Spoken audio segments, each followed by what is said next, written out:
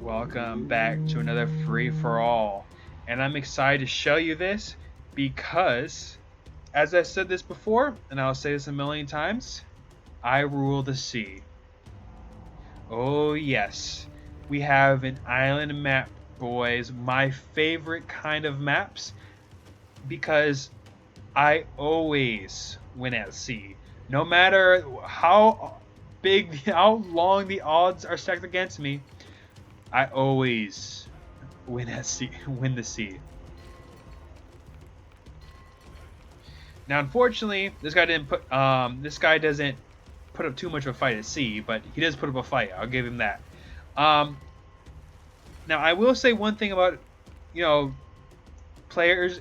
Some of the pro players I've seen, and ranked players and island maps. A lot of ranked players hate island maps because it prevents them from rushing primitive. And here's the thing, most players are so used to rushing you in primitive. Ranked players are so used to rushing you in primitive, or they're so used to um, finishing you off in medieval, that they don't have no concept of how to win a naval engagement. You cannot flank you cannot flank anyone in the sea. You cannot hide in the sea. There's no choke points, there's no corners, there's no walls to hide behind. Sure, you can, chase your opponent to the shoreline, bombard them from the coast. Sure, you could do that. You can set traps, definitely. You can set up, your own little deception tactics. But a lot of ranked players have no idea how to win a one-on-one sea battle because it's entirely based on not just numbers but also on upgrades and the strength of the navy itself.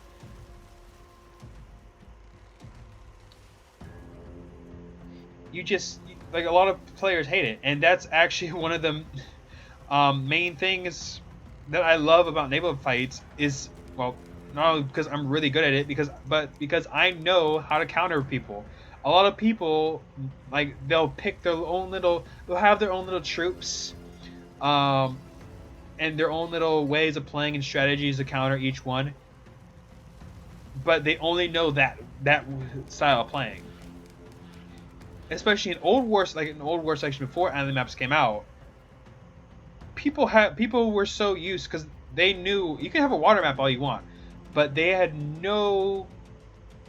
But there was always an area of land which you could travel to. Like, even if this whole map was like this, there would be a land bridge right here. There would always been a bridge, and a lot of you, especially if a lot of you come to my channel, were been playing this game for a long time, know this. Now, right here, I tried to land troops. I tried to land a worker here, but unfortunately, this guy realized because his metal was here. Now, here's the thing. I tried to build towers here to prevent him from getting metal because the maps were symmetrical. I knew he only had one metal node because I had one metal node, but I did come over here and took over this island, thus giving myself a monopoly over the sea. So even if he destroys all my docks here, I would still have docks here producing ships, so I didn't really have to worry. Now, I tried to destroy his coast, his dockyards with my sampans, but early Asian boats are not good at all. But that's okay.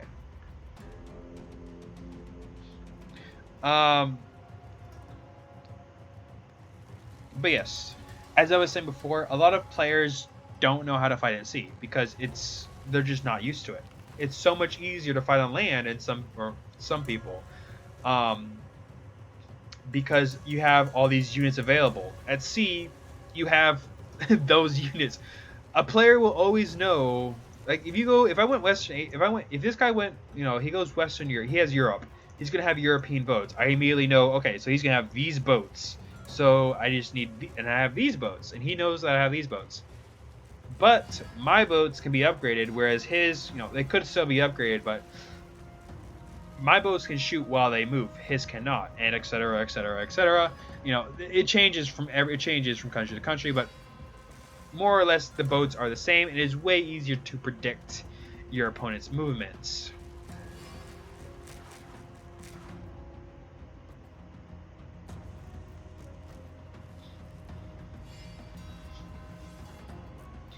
And see, this guy has a bunch of battle boats here, which I don't realize he moved over here for some reason. But here's the one thing. I took a bunch of workers and I built a wall here to thus separate him, and to also start building, because there's a nice little plot of land right here. Look at all this, like this nice plot of land. It's very nice because it gives me a lot of room to build. Plus, there's stone here.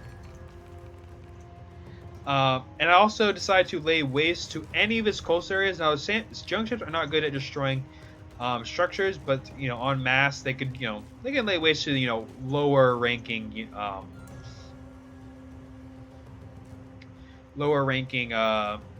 buildings like these Iron Age buildings. If they were medieval, yeah, no, these junk ships would be completely useless. Now this guy right here, look at him. He actually, if you look, he actually filled these with workers, and let's see, can't actually select it. I can't select it, but he filled them with workers, and launches his own little attack here. And he tries to destroy my dock, but then he realizes what a bad idea that was, because like these battle boats, again, battle boats cannot destroy medieval, but that doesn't deter him. Look at this, how smart this guy is. He immediately starts building towers on my side, which is the exact same thing I did at his side. When I realized this, I decided to take half my force to continue bombarding his coastline of whatever I could, and it took all my main fleet and immediately transferred it back here to destroy the remnants of his navy, and then to just completely decimate as much as he can. Now he tries his best to destroy, to just basically buy himself time. Because look at this, he's building his barracks, he's building a bunch of towers. He's trying to. When I realized this, I immediately start spamming out Ashigaru's archers here, and this archer, this shooting range was actually meant to. It was actually meant for the upgrades for the archers and gunpowder upgrades, because the shooting range actually does improve the capabilities of your ships. So if you have gunpowders and wheellocks, it would improve the upgrades of the warships, not the turtle ships, the warships. Whereas the arrows, which I had clicked up, would improve the upgrades of the junk ships. Would improve the damage of the junk ships. And for those of you who think that, oh no, that's not possible, yes it is, because you would definitely see the difference of getting the upgrades from the shooting range into your navy. You definitely will see the difference in this. Now, unfortunately, he does destroy one dock, but it's okay. Again, I have docks here and I have docks here, producing ships. Plus, I have this little area here. Now, unfortunately for me, this is where it ends. You're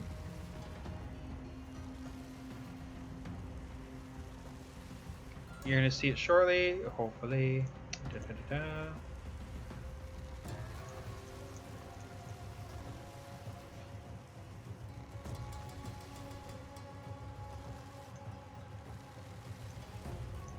Actually, what am I doing here? I guess I wasn't paying attention to my workers right here. They're all going. Look how far they're walking to the warehouse. Ugh, that's such a noob thing to do. I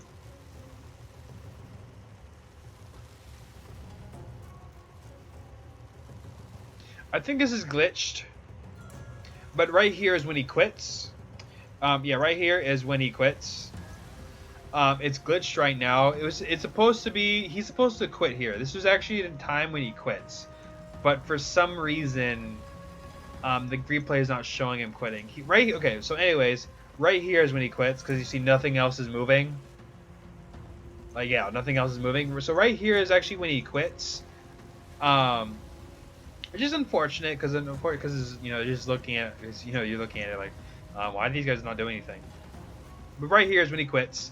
So again, like I said before, I rule the seas, and some of the best strategies you can do is you should always monopolize on any islands you find, even if it's a tiny little island. Even if it's a tiny little island, like say right here, like say this area right here, like this was cut off, and this was just an island out in the middle of nowhere. You should always take it over and build at least one tower on it to like turn it into a balloon tower later on, or just keep it and act as a checkpoint, so that way you can shoot at something, or if something shoots at it, you'll know. Mainly it would be probably used for a balloon tower. That's probably the most effective way of using it. Or if it's like a massive island, so that way you can monopolize on the coastline right here and produce ships constantly. So that way, even if your main base gets attacked, you're fine. And look at my resources. Holy crap. Now you really know. 70k. I'm still medieval. Anyways. I laugh. But yeah. A lot of people are not... A lot of people don't like island maps because of how constrained, I guess you say, how limited you are. There's a lot of people like question me whenever I say I liked island maps way more. They always contradict me, saying that no, island maps are horrible. They don't provide enough resources. They don't do all of this. And that's exactly why I like island maps. A lot of people a lot of people hate it when I say I love island maps. Because island maps are just great. They are literally one of the best things in the world. You don't have to worry about primitive stone. You don't have to worry about any form of rushes. You don't. Any form of land rushes. You might have to worry about them landing on your shoreline, but again, you don't have to worry about that. You don't have to worry about rushing, because if they land anywhere on your island and you let them do that, you let them build up, that's your fault. If you let your opponent build up on your island, that's completely your fault. It is not the game's fault. It's not your opponent's fault. It's completely your fault. But and another person too, he was like, another person who I talked to, like try to basically say, try to eliminate the whole idea of island maps, calling it the worst thing, basically, and basically saying giving me a list of things wrong with island maps, and it mainly had to do with resources, of the fact that you can't, what's the word? You'll be eliminated on resources. And I told them, like, that's exactly why I love island maps. Like, you're low on resources. It makes you think. It makes you strategize. You don't have to worry about rushes. And again, he just kind of dismisses the whole thing, saying that no, island maps are still terrible. And like in his own way, he was saying the island maps are still terrible, and just dismisses my argument completely. But again, I'm just going to argue this right now. Island maps are some of the best things because, one, you don't have to worry about rushes.